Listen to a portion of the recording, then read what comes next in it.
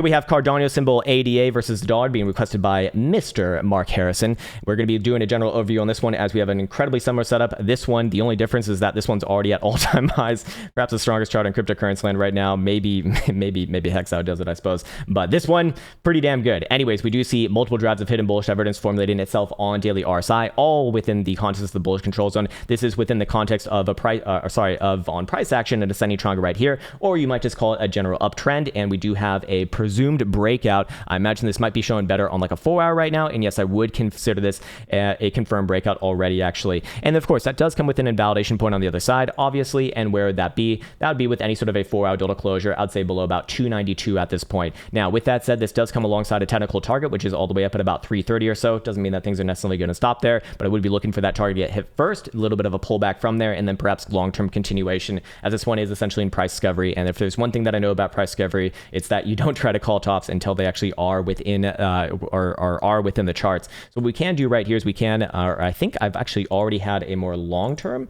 fib extension on this one. Actually, no, I have not.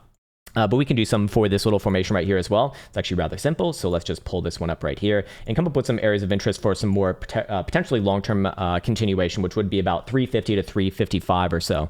With that said, we do see on the daily, volatility is actually not expanding just yet, which is rather interesting. Maybe on the 12-hour it shows it a bit better. No, it's actually declining right now. So this would be two things that would be a little bit concerning, I suppose, but that can always follow through a little bit later. It is a long day left to go. And I imagine that this should certainly be shown on the short-term timeframes like a 4-hour, and it is. So that is good. And I would expect this to continue onwards and upwards. Again, invalidation below about 292, looking at very powerful right there. Let's go check it out on momentum oscillators over here as well. I'm just curious to see if there's anything to be aware of right now, or if those pivots line up with anything else. Yeah, daily's way the fuck up there. We're actually getting a fresh signal on this indicator as well, which is good.